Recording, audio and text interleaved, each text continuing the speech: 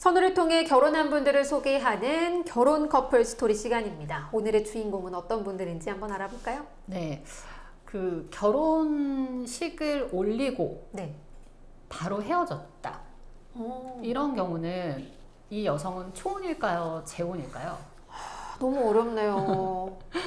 근데 뭔가 웨딩드레스는 입어봤으니까 재혼으로 쳐야 되지 않을까요?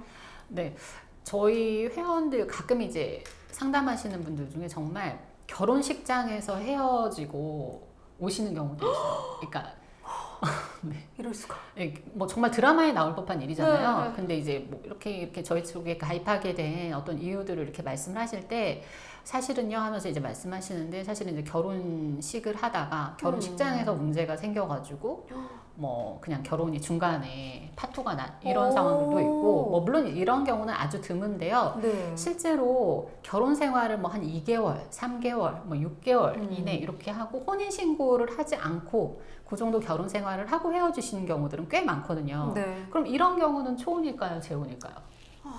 그것도 당연히 재혼이겠죠. 그쵸, 재혼이죠. 결혼식만 하고 헤어져도 재혼이라고 생각을 하셨으니까. 맞아요. 네, 근데 이제 이런 경우에 굉장히 좀 억울해하시는 경우들이 많이 있기는 해요. 그럴 것 같아요, 근데. 실제 나는 뭐 몇 개월 살지도 않았는데 더구나 혼인신고도 하지 않았는데 라고 이야기를 하는데 이제 결혼정보회사에서는 일단 저희 선우에서는 이제 엄밀하게는 재혼 이제 정확하게는 사실혼으로 해서 이제 재혼으로 분류해서 이제 소개를 하게 되는데요. 오늘 그 사실혼 여성 한 분의 결혼 스토리를 좀 소개해드리려고 합니다. 이분이 나이는 이제 82년생이고 네. 아까 말씀드린 것처럼 재혼 사실혼 여성이었는데요.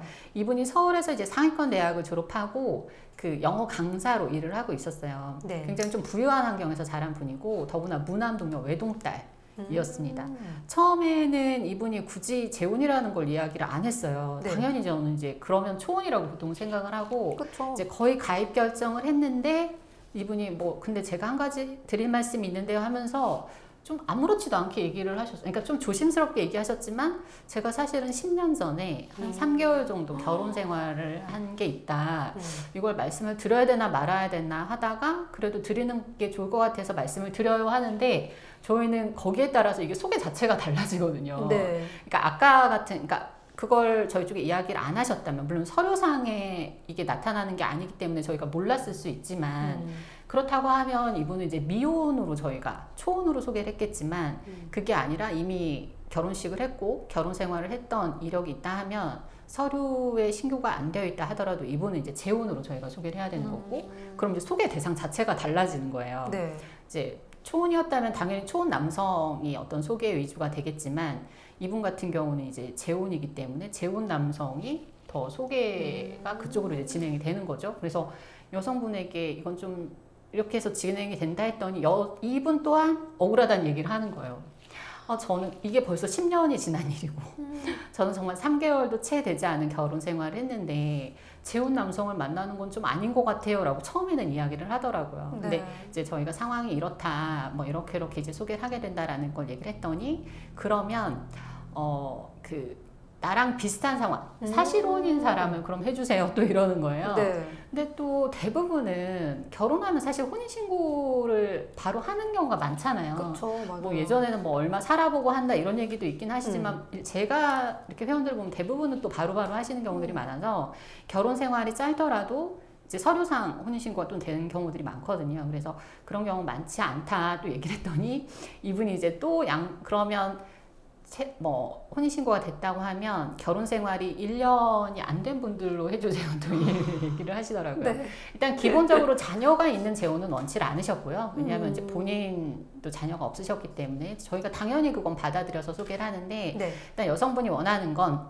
초혼이거나 사실혼이거나 아니면 재혼 이제 혼인신고가 되어 있다 하면 1년 미만의 결혼 생활을 하신 분 원하셨고 이제 일단은 그렇게 해서 좀 찾아봐 드리기로 하고 이제 진행을 시작했는데 이제 어머니가 전화가 오셨더라고요. 그러니까 무남동녀 외동딸이잖아요. 어머니 하시는 말씀이 정말 내가 애지중지 우리 딸을 키웠다. 정말 남부럽지 않게 키웠는데 정말 이렇게 그러니까 어머니는 너무너무 속상하셨다는 얘기를 하더라고요. 당연히 그렇겠죠. 그쵸. 10년이 지난 일이긴 하지만 어머니께는 너무너무 큰 이게 상처였더라고요. 그래서 정말 우리 딸하고 잘 맞을 만한 좋은 사람 소개해달라 이렇게 또 신신당부를 하셔서 이제 소개를 진행을 했는데 일단 이제 여성이 원하는 건 초혼 남성이었어요.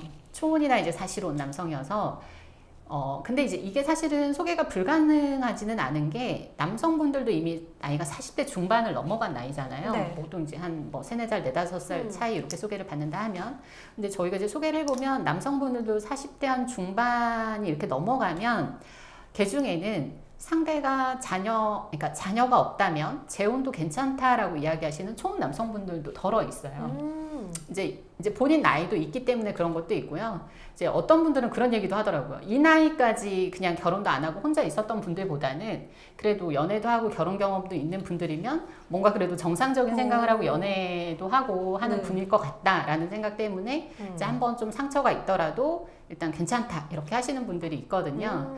그 처음에 이제 몇 분을 이렇게 찾아서 선별을 해서 이제 소개를 했는데 그러다가 이제 이분의 짝이 된 분은 77년생 이제 이제 4년제 대학을 졸업하고 이제 연구원으로 대기업 연구원으로 계신 분이었는데요. 이분 초혼이었어요.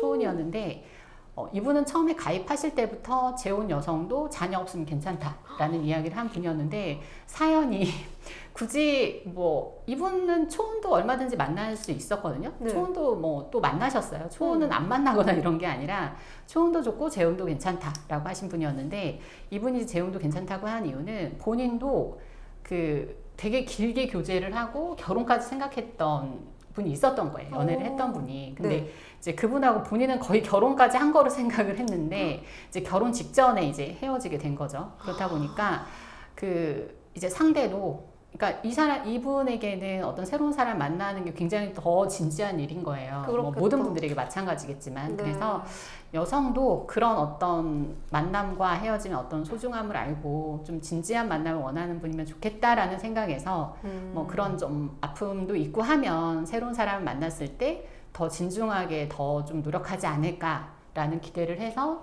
이제 다른 뭐 물론 이제 여성 외모도 보시고 뭐 이것저것 다 봤죠 이분도.